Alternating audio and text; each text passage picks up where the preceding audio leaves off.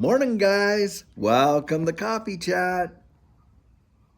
Oh, beautiful. It is hump day, and I sure hope you've been having a great week thus far. And being that it's the middle of the week, it's just a couple more days till Friday, so we're going to make it, absolutely no doubt. Guys, I'll tell you what, the world just seems to be getting crazier and crazier and crazier. Don't you agree? All the stuff that we hear, all the stuff that comes out on the tube over there, and all that kind of stuff, you really can't believe any of it. And then, you know what? You start reading some of these articles like I do in the morning and stuff like that, and it just kind of mesmerizes your mind. And you actually get to the place where you think, hey, they must truly believe that we are complete blithering idiots to kind of buy some of the stuff that they're selling. And in the article I was reading this morning, we're talking about the debt crisis. And look, guys, if there was ever a manufactured crisis of any capacity, this has got to be one. I mean, you literally are watching stocks and equities and that tumble today because of, the debt crisis and all this and that. When in reality, guys, they are creating this situation for themselves and with purpose. If America actually does default, if they allow it to default, they'll go right to the 12th hour. My guess is they won't, but if they do and there is a default, it's because they wanted it to default, not because they had these impasses in Congress and all this kind of stuff. Because look, guys, as far as what we can tell, they have absolutely did this with intent. We're talking about a controlled demolition of this economy. And if in fact there is a debt default, watch and see. You think the liquidity crisis is bad now? I'm telling you, it is insane.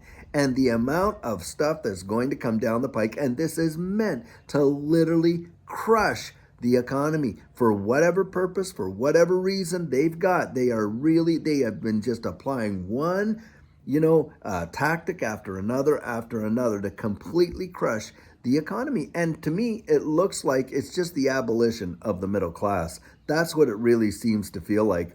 And when you couple that with all of these agendas that you read out there about the WEF and all this kind of stuff, and look, even my prime minister with their pre-pandemic agenda and all the stuff that they were saying up there in Canada, that they were going to use the seed dump deal, to, kind of like, advance their agenda. That's what's really going on. We can literally see that they are pushing us into a situation where we're going to be moved into this digital economy. And you're watching it in real time. Look, in July, FedNow goes live. And when it does, guys, it is going to have its impacts. Don't kid yourself. They know exactly what they're doing, and they're allowing it to happen. And the thing is this.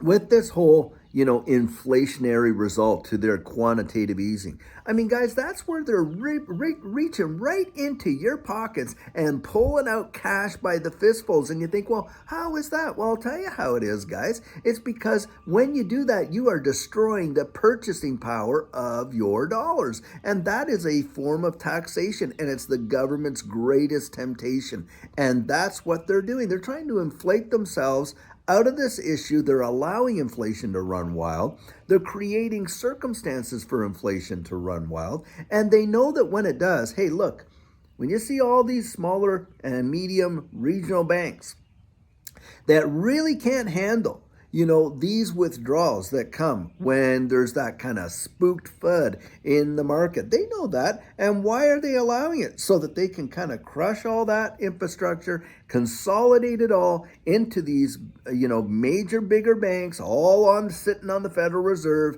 It is done with intention. Now, beyond that, hey, what about this space? Do you think that they don't see the future down the road of what distributed ledger technology is bringing to the world? And many people believe that this whole deal is these attacks against stablecoins, the attacks against exchanges, all these SEC regulation by enforcement lawsuits. All this is to take what we've already got and put it in the hands of the powers that be. They are not going to literally allow it. This is what's going on. And I'll never forget when Tim Draper was out there talking to Gary Gensler, and he literally spelled it out as to how it goes. First they get, They talk about how bad it is and all this and that. It's not going anywhere, and they kind of ignore it. And then when it picks up a little bit more steam, they all band together and say, we're not going to let this happen. Then what do? They get their government friends out there to start suing people and this and this and this. And then, maybe once they get all their regulations in place and they can get to be, the puppet masters, well, at that point, then they allow it, isn't it? And that's what we're watching, guys. It's a dog and pony show, to be sure. I mean, look at how hard the SEC fought against those Hinman emails. Now they're coming out, and we literally see that what this whole case was an absolute farce from day one. Now, many of us obviously believed that as we were watching things, and things just didn't add up. But now we get to see it in real time. But let me ask you this. Do you think anyone's going to pay any consequences for that? Probably not. And look, Ripple's out there having to pay $200 million to fight a lawsuit valued at $1.4 billion that should have never, ever been brought in the first place. We cannot trust these folks up there that have been put into Congress, by the way, to represent us. But that's not what's happening, guys, is it? They're not representing us. They're representing their special agendas. They're representing the elite groups. They're representing all these others. Now, maybe there are a few of them there, but they get silenced. They get, poo-pooed on. They get, shuffled off back in the corner. And if they do fight back, well, then they dig up enough dirt on them to cause them to shut up or resign or whatever. And that just seems to be the way it goes. Gone are the days when you can really, believe, and maybe it's been a long, long time and I'm completely oblivious, but I remember a day in my lifetime anyway, where integrity really did matter, where you could shake someone's hand and you can rely on them to keep their word. And guys, if you didn't, hey, then nobody shook their hand, right?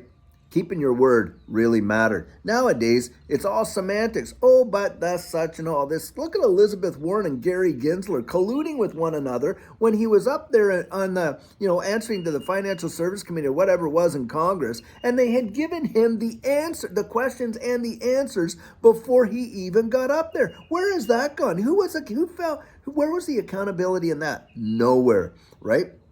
Guys, we are just seeing, it's a shell game. Basically, that's what we're seeing. Can you find the little pea in the shells? And that's what's going on. And so for me, when I see all this stuff about this whole debt, crisis and all this debt ceiling stuff, to me, I'm just looking at it and say, hey, it's just another peg in their board, and it is a manufactured crisis if there ever was one. Now, that's what I believe. And hey, I'm telling you what, it seems to be more and more of that all the time. But that's where, guys, you have to be wise as a serpent, harmless as a dove. You got to listen, think for yourself. Don't buy every narrative. Check it, of course, but on and on. Get out there and do your own due diligence and research this, because I'll tell you what, Judy and I, we know what we hold. We know what we own. And for those of you who have gone out there and done that, well, I'm telling you what, you probably do as well. So, hey. Anyway, guys, I hope you're having a fantastic Wednesday. And until later on, we have a great video to present and give out there in the middle of the week. Have a great one and take care.